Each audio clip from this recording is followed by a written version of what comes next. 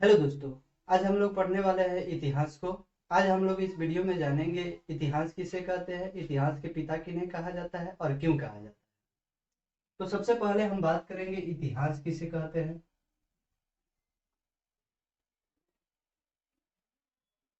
अतीत में घटित वे सभी घटनाएं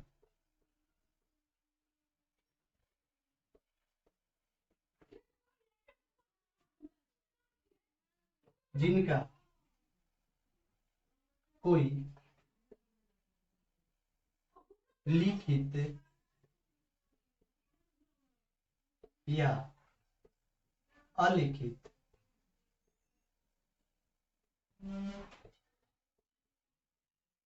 साक्ष्य हो उसे इतिहास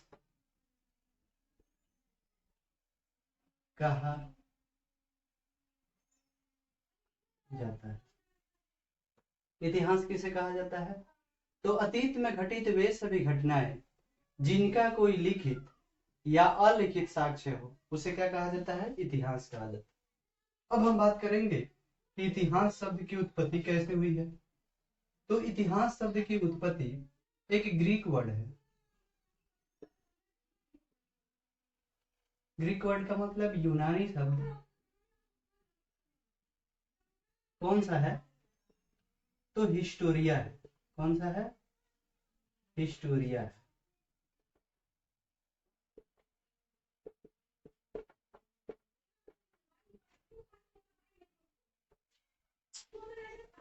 इसी से क्या बना हुआ है? हिस्ट्री बना हुआ है।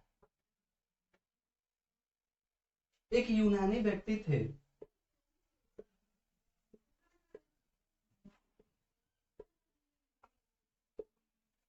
जिनका नाम क्या था?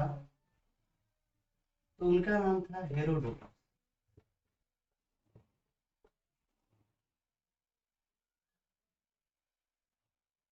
उन्होंने एक पुस्तक लिखा था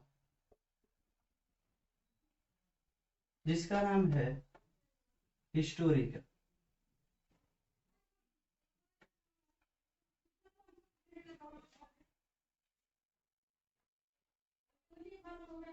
हेरोडोटस एक पहला यूनानी व्यक्ति थे जिन्होंने इतिहास के बारे में बताया, इसलिए इन्हें क्या कहा जाता है? इतिहास का पिता भी कहा जाता है।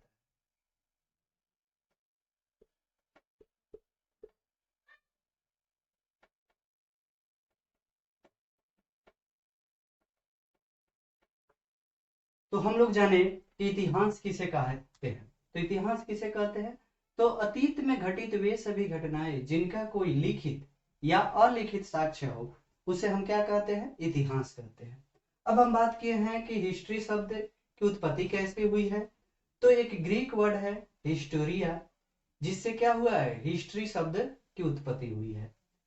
अब यूनानी एक व्यक्ति थे जिनका नाम था हेरोडोटस। उन्होंने एक पुस्तक लिखी है हिस्टोरिका, जिन्होंने सर्वप्रथम हिस्ट्री के बारे में बताया,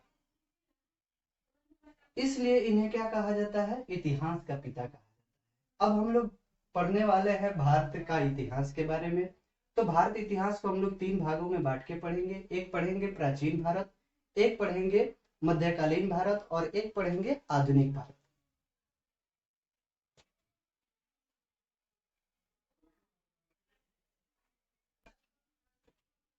अब हम लोग पढ़ेंगे भारत का इतिहास।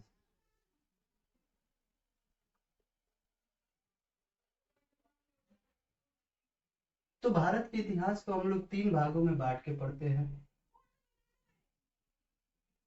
एक पढ़ेंगे प्राचीन भारत,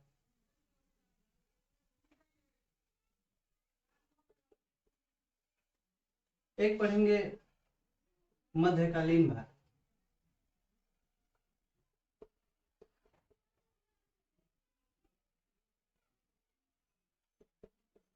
और तीसरा पढ़ेंगे आधुनिक भारत।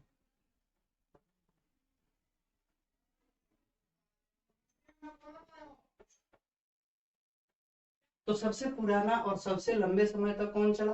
तो प्राचीन भारत। इसको भी हम लोग तीन भागों में बांट के पढ़ेंगे। एक पढ़ेंगे प्राग ऐतिहासिक।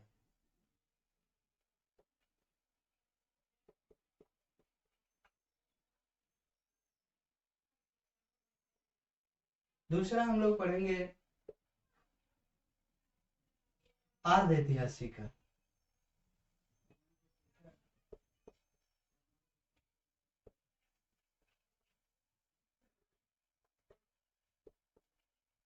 और तीसरा पढ़ेंगे ऐतिहासिक।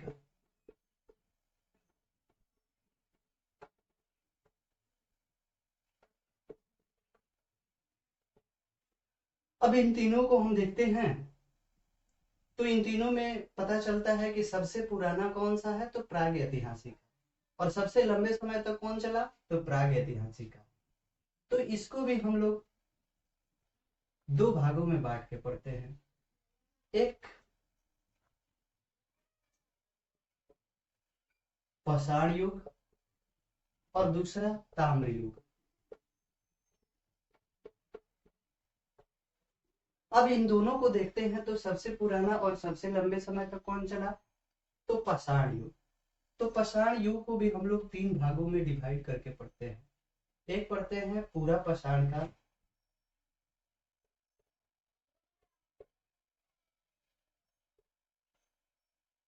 एक पढ़ते हैं मध्य पाषाण काल,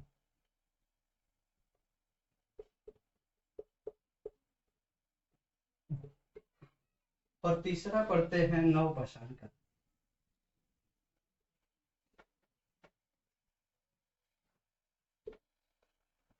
अगर इनके पीरियड यानी कि समय का बात करेंगे तो पूरा पाषाण काल जो था वह 5 लाख बीसी से लेके 8000 बीसी तक चला। और अगर मध्य पाषाण काल का बात करें तो यह 8000 बीसी से लेके 4000 बीसी तक चला। अब अगर हम बात करें नव पाषाण काल के बारे में यानी पीरियड के बारे में, तो इसका पीरियड था 4000 बीसी से लेके 2500 बीसी। इसी समय ताम्र युग भी चल रहा था जिसका काल क्या है, तो 3000 बीसी से लेके 2000 बीसी। इसी समय आर्ध ऐतिहासिक काल में हम लोग पढ़ेंगे, एक पढ़ेंगे सिंधु घाटी सभ्यता,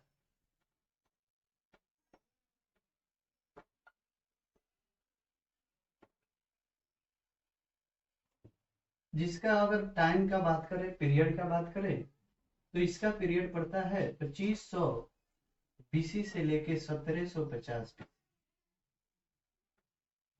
इसी में हम लोग दूसरा पढ़ेंगे वैदिक सभ्यता के, वैदिक सभ्यता या वैदिक काल के बारे में। इसका अगर पीरियड का बात करें तो इसका पीरियड 1500 बीसी से लेके 600 बीसी तक। अब हम अगर बात करें ऐतिहासिक काल के, तो इसके अगर पीरियड का बात करें तो इसका पीरियड जो था वह 600 बीसी से लेके 700 बीसी 712 एडी तक था। बीसी का मतलब होता है ईसा पूर्व और एडी का मतलब होता है ईसवी। अब अगर हम बात करें मध्यकालीन भारत के बारे में, तो इसका काल जो था वह 712 एडी से लेके 1707 एडी तक, यानी 712 ईस्वी से लेके 1707 ईस्वी तक था। अब अगर हम बात करें आधुनिक भारत का, तो इसका काल क्या था, तो 1707 एडी से लेके 1947 एडी तक। इसके आगे की जानकारी आगे आने वाली वीडियो में आप लोगों को मिलेगी। अगर वीडियो अच्छा लगा हो तो लाइक करें, शेयर करें और आगे की जानकारी देखने के लिए हमारे चैनल को जरूर सब्सक्राइब करें। थैंक यू दोस्तों।